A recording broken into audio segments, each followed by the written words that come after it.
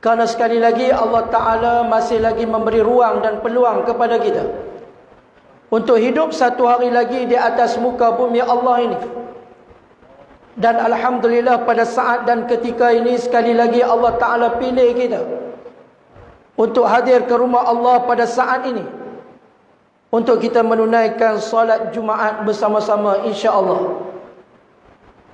Sebelum kita mulakan majlis kita pada tengah hari yang mulia ini, marilah kita sama-sama membaca umul kitab, dan kita hadiahkan pahala bacaan umul kitab kita. Yang pertama buat Nabi kekasih kita Nabi Muhammad sallallahu alaihi wasallam serta seluruh ahli keluarga baginda dan sahabat-sahabat baginda. Seterusnya kepada para alim ulama, guru-guru kita. Seterusnya kepada kedua ibu dan ayah kita. Seterusnya kepada seluruh ahli keluarga kita. Seterusnya kepada muslimin dan muslimat, mukminin dan mukminat, sama ada yang masih hidup ataupun yang telah meninggal dunia. Al-Fatihah. A'udzu billahi minasy syaithanir rajim.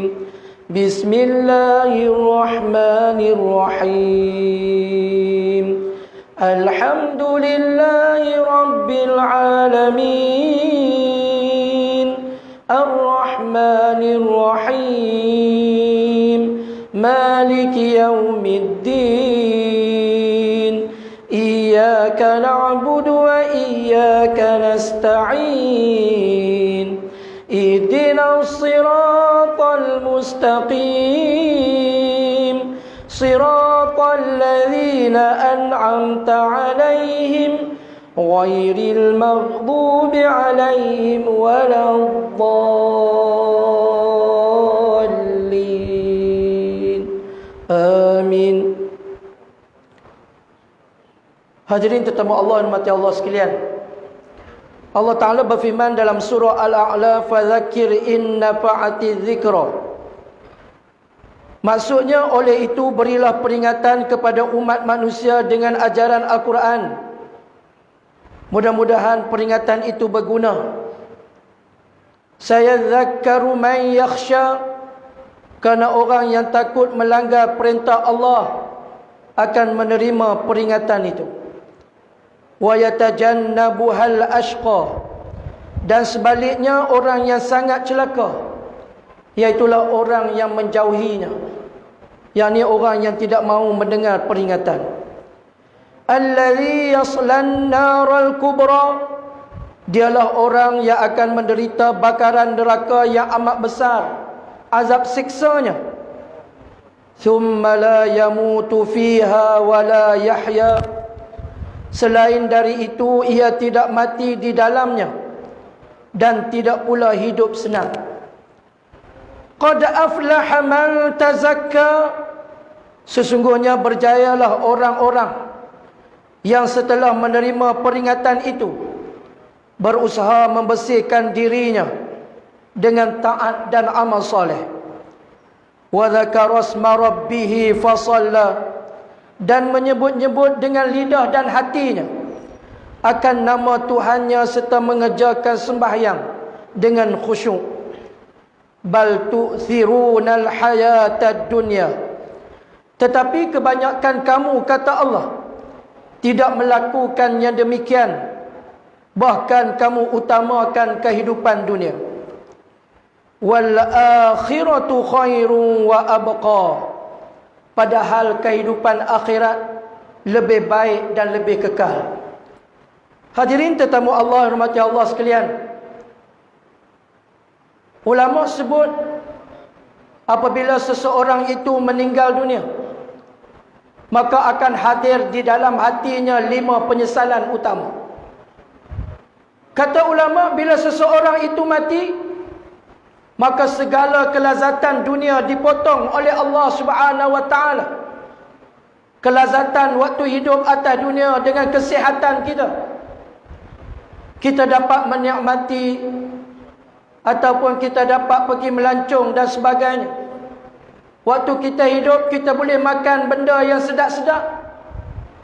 Waktu kita hidup, kita boleh minum air yang sedap-sedap. Tetapi apabila kita meninggal dunia, maka semua kelazatan tersebut dihentikan oleh Allah Subhanahu wa taala. Sebab itu kata ulama, kehidupan yang sedang kita diami pada saat dan ketika ini sebenarnya adalah jambatan kita untuk ke negeri akhirat, dengan kita jadikan dunia ini sebagai ladang untuk kita tuai hasil sewaktu berada di hari akhirat nanti. Beruntunglah mereka yang hidup atas dunia ini, yang banyak melakukan amal ibadah kepada Allah Subhanahu wa taala. Maka dia akan kembali bertemu kepada Allah Subhanahu wa taala dalam keadaan Allah taala redha kepada dia dan dia redha kepada Allah Subhanahu wa taala. Sebab itu kematian kita dirahsiakan oleh Allah Subhanahu wa taala. Sebab itu siapa pun tak tahu bila dia nak mati. Cuma Allah Ta'ala sebut dalam Quran, A'udhu billahi minasyaitanir rajim, Walan yuakhirallahu nafsan idza jaa ajaluha.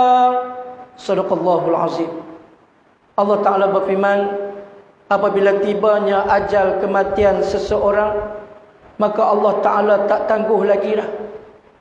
Pada saat kita sedang menghadapi sakratul maut pada ketika itu, maka Allah Ta'ala sedang perlihatkan kepada kita dosa-dosa kita.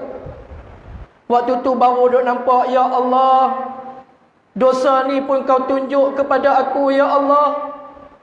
Pada waktu itulah baru duk berdoa, ya Allah, hidupkan aku semula, ya Allah, panjangkan usiaku, ya Allah. Tapi pada waktu itu sudah terlambat buat kita semua. Hadirin tetamu Allah, rahmati Allah sekalian, ulama sebut apabila seseorang itu meninggal dunia, ada 5 perkara yang beliau amat kesalkan. Sebab waktu hidup atas dunia dulu dia tak buat. Yang pertama, kata ulama, penyesalan bagi orang yang telah meninggal dunia. Yang pertama ialah waktu hidup dahulu dia tak sedekah. Dia tak memperbanyakkan sedekah dalam kehidupannya. Bahkan harta dia melimpah ruah, tetapi dia sayang ke harta benda dunia untuk bersedekah pada jalan Allah Subhanahu wa taala. Sebab itu kata Imam Ghazali rahimahullah, Imam Ghazali pesan kepada kita, biarlah, kata Imam Ghazali, bila kita meninggal dunia, tetapi pahala-pahala kita tetap berjalan. Jangan, kata Imam Ghazali rahimahullah, walaupun kita telah meninggal dunia, tiba-tiba pahala kita berhenti, yang berjalan hanyalah dosa-dosa kita. Na'udzubillahi min zalik. Sebab itu dunia ni tempat kita buat sedekah bagi banyak-banyak. Sebab itu kata Nabi SAW berpesan kepada sahabat, Nabi kata, di hari akhirat nanti kamu akan rasa dahaga. Dahaga yang kamu tidak pernah rasa sewaktu kamu hidup atas dunia dahulu. Di akhirat nanti, kata Nabi SAW, kamu akan rasa lapang yang amat sangat, kata Rasulullah. Yang mana kelaparan tersebut kamu tidak pernah rasa sewaktu kamu hidup di atas muka bumi Allah. Dan di hari akhirat nanti, kamu tidak akan berpakaian, kata Rasulullah, seperti mana kamu tidak pernah bertelanjang waktu kamu hidup atas dunia dahulu. Maka Nabi pesan kepada sahabat, seandainya kamu nak minuman di hari akhirat nanti, waktu hidup inilah, kata Rasulullah, banyakkanlah sedekah minuman. Nescaya di hari akhirat nanti kamu akan dapat minum daripada Allah Subhanahu wa taala, kurniaan daripada Allah Subhanahu wa taala. Dan siapa yang nak makanan waktu berada di padang mahsyar nanti, maka waktu hidup inilah, kata Rasulullah, perbanyakkan sedekah makanan. Begitu juga siapa yang nak pakaian sewaktu berada di hari akhirat nanti, perbanyakkanlah sedekah pakaian kepada saudara-saudara kita yang sedang kesusahan. Sebab orang yang berpakaian di hari akhirat nanti hanya ada 4 golongan saja. Golongan yang pertama ialah golongan para Nabi dan Rasul.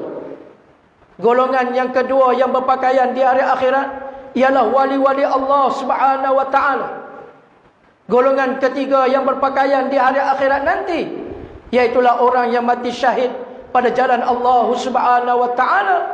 Dan orang yang berpakaian esok di hari akhirat ialah orang yang waktu dia hidup atas dunia ini, dia banyak sedekahkan pakaian.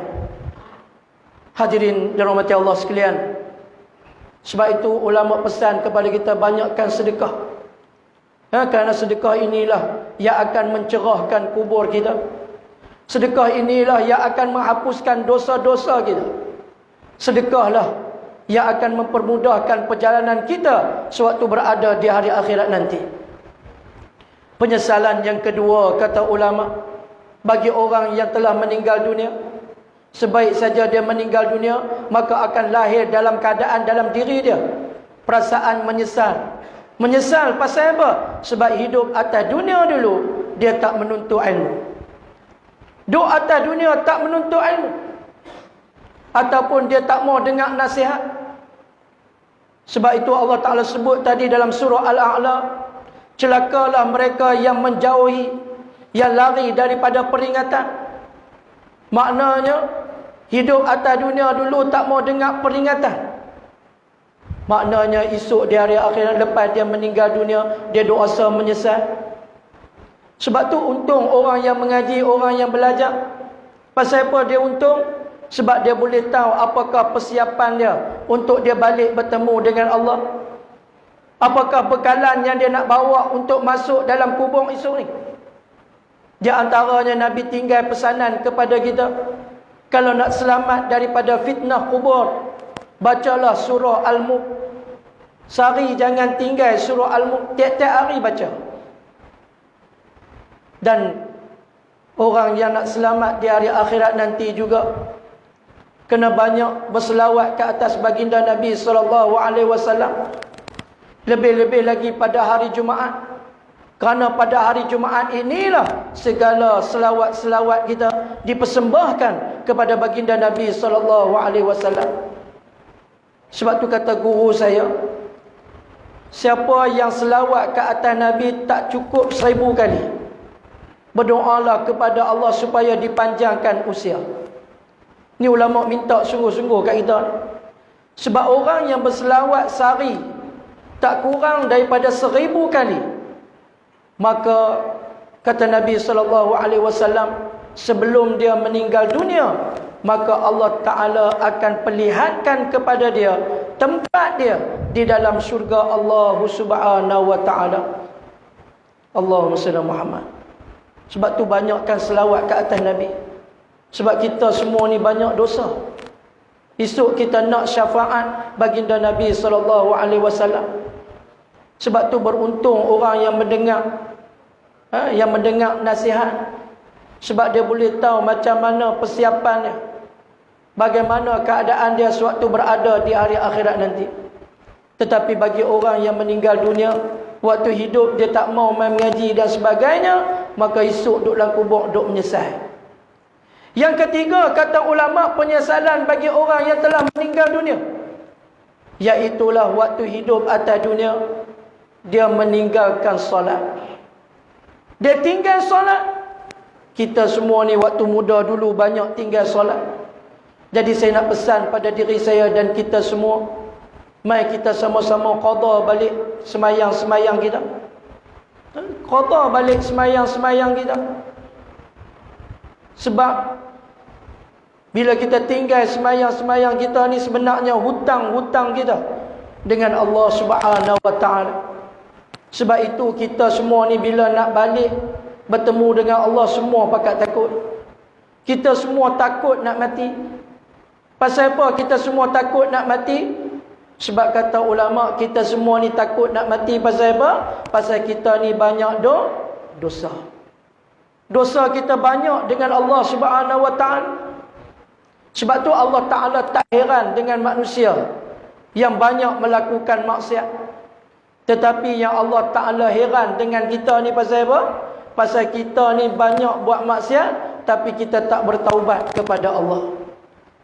Sebab tu Allah Ta'ala nak tengok di hujung kehidupan kita. Sebab tu tak usah kita bimbang, kita kata aku dunia waktu muda dulu banyak dosa. Aku banyak dosa, ada Allah Ta'ala nak terima ampun aku ni? Adakah Allah Ta'ala nak terima taubat aku ni? Allahumma salli ala Muhammad. Adakah Allah Ta'ala nak terima segala keampunan ataupun segala taubat aku ni?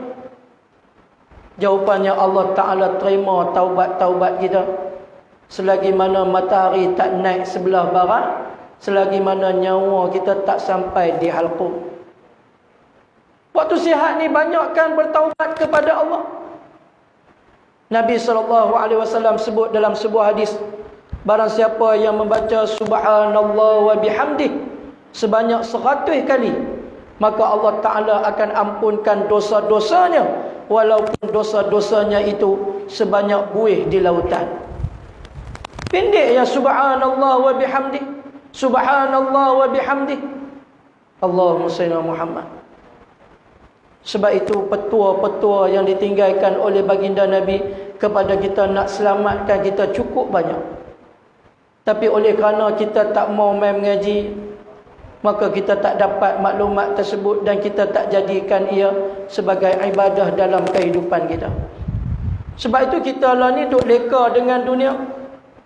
Sepatutnya kata ulama, dengan wabak Covid yang Allah Ta'ala kurniakan kepada kita, ataupun Allah Ta'ala hantar wabak Covid ni kepada kita, sepatutnya bertambah keimanan dan ketakwaan kita kepada Allah. Sepatutnya semakin kuat kita, semakin dekat kita dengan Allah Subhanahu wa Ta'ala. Sebab kita tahu dah bahawa kita ni banyak dosa.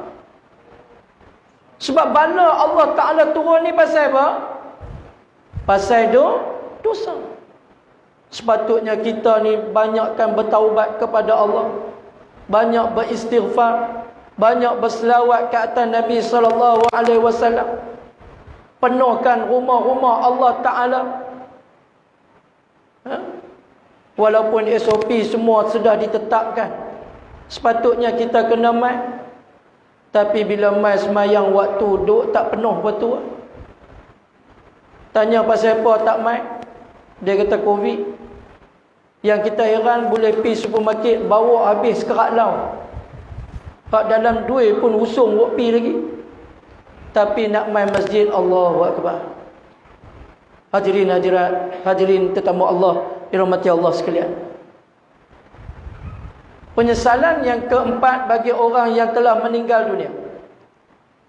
Penyesalan yang keempat bagi orang yang telah meninggal dunia, iaitulah waktu dia hidup, dia memutuskan tali silaturahim. Sedangkan Nabi SAW sebut dalam sebuah hadis, Nabi kata, la yu'minu ahadukum hatta yuhibba li akhihi ma yuhibbu li nafsihi. Nabi kata tidak sempurna iman seseorang selagi mana, kata Rasulullah, dia tak kasih kepada saudaranya seperti mana dia kasih kepada diri dia sendiri. Sebab tu kita cek balik diri kita ni. Bagaimana hubungan kita dengan adik-beradik kita, dengan keluarga kita. Bagaimana hubungan kita dengan kawan-kawan kita. Bagaimanakah hubungan kita dengan jiran-jiran kita. Agar kita ni lepas kita meninggal dunia, kita tak menyesal. Dan penyesalan yang kelima bagi orang yang telah meninggal dunia, yang kelima iaitulah waktu hidup dia tidak pernah berdakwah. Waktu dia hidup atas dunia, dia tak pernah ajak orang buat baik. Itu di antara penyesalan yang amat sangat. Dia rasa menyesal, dia kata aku hidup atas dunia dulu, pasal apa aku tak ajak orang buat baik? Pasal apa aku tak cerita tentang kelebihan menuntut ilmu? Padahal dia ada ilmu dah, tapi dia tak mau ajak orang. Dia tak mau berdakwah. Sedangkan Nabi kata, apabila mati saja anak Adam, maka terputuslah segala amal ibadahnya, kecuali 3, kata Rasulullah. Yang pertama, iaitulah sedekah jariah. Yang kedua, ilmu yang bermanfaat. Dan yang ketiga, doa anak-anak yang soleh. Hadirin tetamu Allah, hormati Allah sekalian. Sebab itu kata Imam Ghazali, biarlah bila kita mati esok, pahala kita terus berjalan dan dosa kita dihentikan oleh Allah Subhanahu wa taala. Sebab apa? Sebab kita hidup atas dunia, kita cerita perkara yang baik, lalu orang yang mendengar nasihat kita lalu menggunakan nasihat kita, lalu ajak pula kepada orang lain, yang menyebabkan pahala tersebut sampai kepada kita waktu kita berada di alam barzah nanti. Hadirin tetamu Allah, rahmati Allah sekalian. Sebab itu kata ulama, bila kita bangun daripada tidur, sepatutnya kita tanya dulu diri kita ni, pasal apa Allah Ta'ala duk panjang lagi usia aku ni? Tanya balik diri kita ni, pasal apa Allah Ta'ala duk panjang lagi usia aku ni? Sedangkan ada di kalangan sahabat-sahabat aku, di kalangan sahabat-sahabat kita ni, kadang-kadang penyakit dia dengan penyakit kita teruk lagi daripada dia. Tiba-tiba tengok dia meninggal dunia dulu awal pada kita, yang kita duk sihat sampai keluar. Rupa-rupanya Allah Ta'ala duk panjang usia kita pasal apa? Sebab di antaranya kata ulama yang pertama, sebab kita ni banyak dosa. Allah Ta'ala panjangkan usia kita buat apa? Supaya kita ni cepat-cepat bertaubat. Kita cepat-cepat bertaubat kepada Allah. Kita banyak dosa. Allahu Akbar. Lagi pasal apa ya Allah Ta'ala duk panjang lagi usia kita ni? Di antaranya kata ulama, Allah Ta'ala duk panjang lagi usia kita sebab kita ni ilmu fardu ain pun tak selesai lagi. Ilmu fardu ain tak selesai lagi. Dalam bab tauhid tak selesai lagi. Dalam bab fiqh pun tak selesai lagi. Dalam bab akhlak pun tak selesai lagi. Ulama kata pasal apa kita kena belajar ilmu tauhid? Sebab ilmu tauhid adalah kunci nak masuk syurga. Lepas tu pasal apa kena belajar ilmu fiqh? Sebab ilmu fiqh akan meninggikan darjat kita dalam syurga. Pasal apa kena belajar ilmu tasawuf? Sebab ilmu tasawuf adalah ilmu yang untuk memastikan sama ada amalan kita diterima oleh Allah ataupun tidak. Sebab tu ulama pernah sebut, orang yang jahil itu tetap akan menjadi musuh Allah walaupun dia seorang ahli ibadat. Ulama kata orang yang jahil itu tetap akan menjadi musuh Allah walaupun dia seorang ahli ibadat.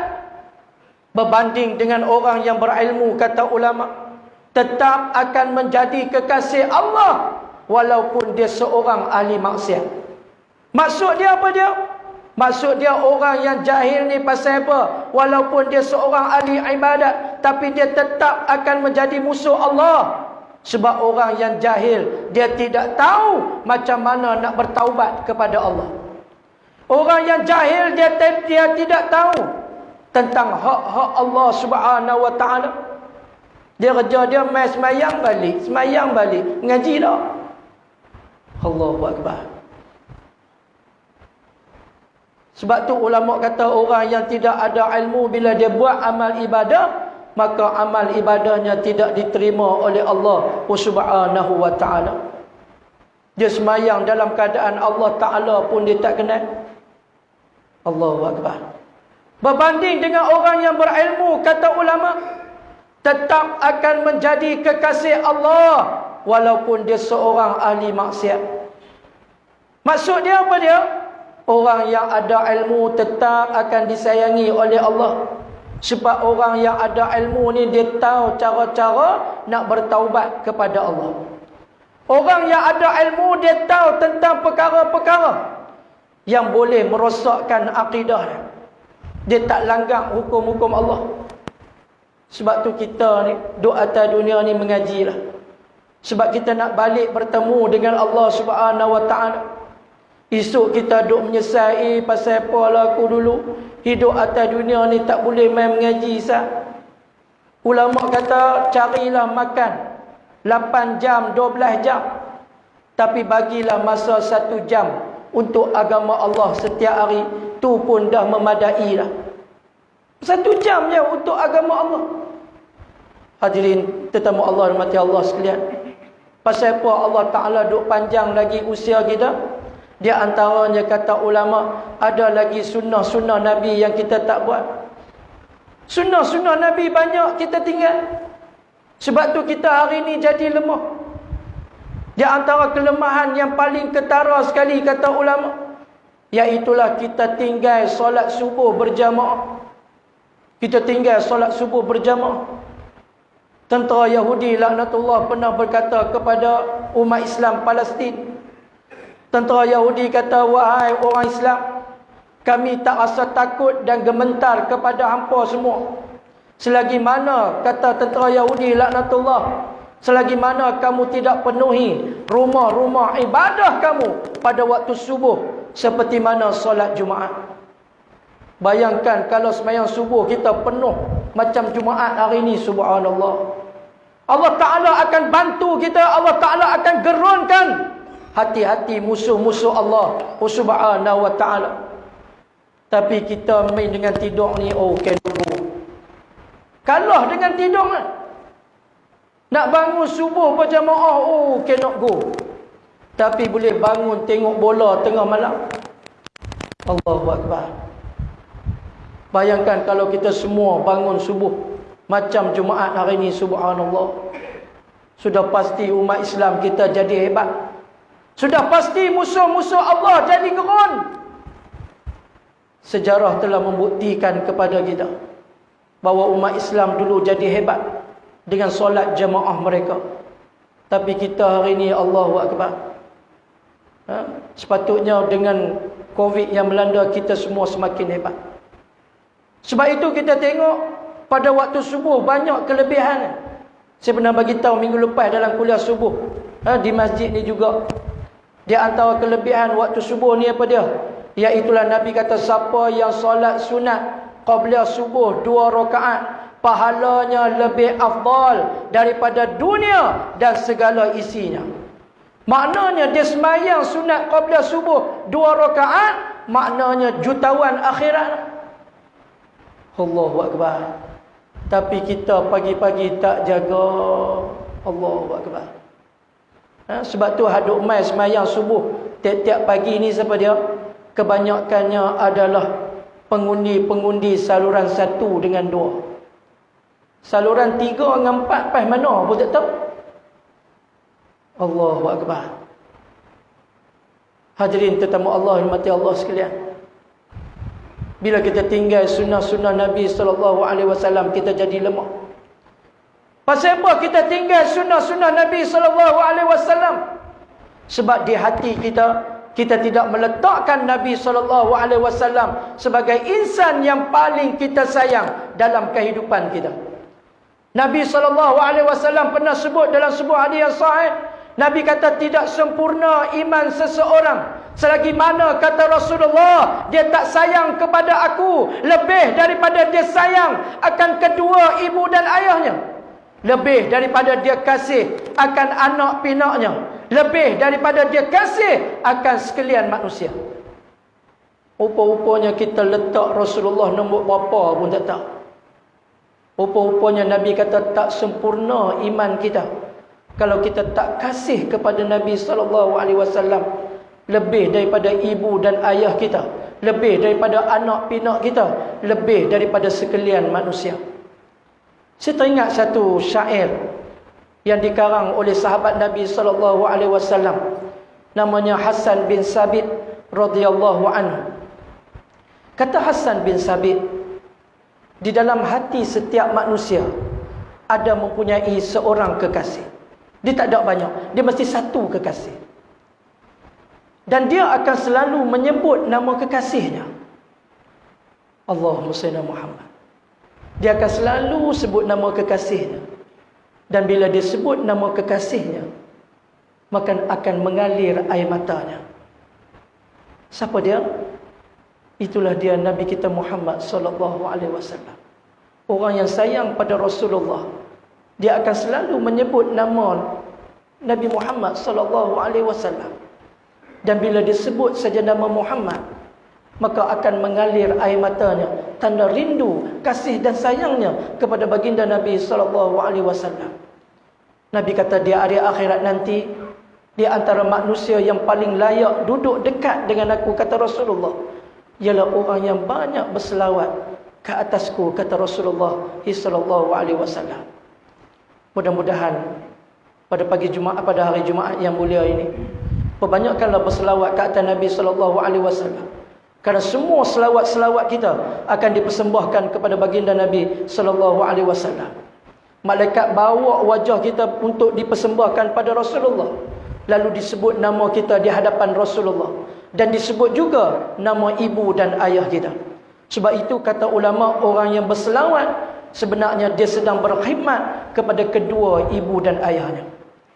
Mudah-mudahan kita banyakkan selawat kata Nabi sallallahu alaihi wasallam.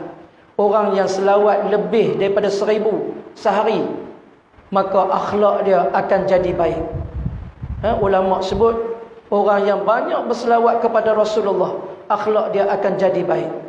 Sebab itu kata ulama, kalau siapa yang nak diri dia dilindungi oleh Allah sepanjang minggu tersebut agar tidak melakukan maksiat kepada Allah, maka ulama kata jagalah akhlak kita, jagalah amalan kita pada hari Jumaat. Jangan kita buat maksiat pada hari Jumaat. Kata ulama, siapa yang jaga diri dia dengan tidak melakukan maksiat pada hari Jumaat, maka sepanjang minggu tersebut dia akan dijaga oleh Allah Subhanahu wa taala dengan tidak melakukan maksiat kepada Allah Subhanahu wa taala. Saya rasa setakat itu dulu tazkirah sebelum kita solat Jumaat. Mudah-mudahan apa yang saya sampaikan dapat memberi manfaat untuk diri saya dan kita semua, insya-Allah. Sesungguhnya yang baik itu daripada Allah, yang buruk itu datang daripada kelemahan diri saya sendiri. Sekian, wabillahi taufik wa hidayah. Wassalamualaikum warahmatullahi wabarakatuh. Allahumma